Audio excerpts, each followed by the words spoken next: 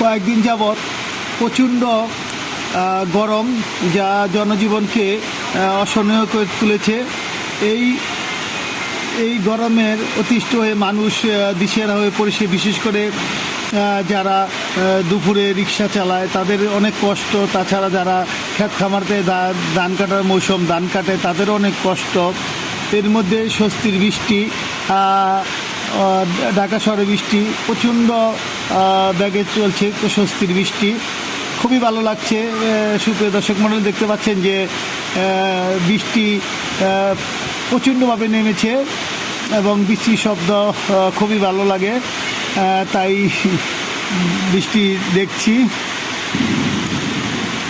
আশা করি যে এই বৃষ্টিতে মানুষের কিছু হলেও যে এই গরমের যে অধৈর্য হয়ে গিয়েছিল তাতে স্বস্তি পাবে।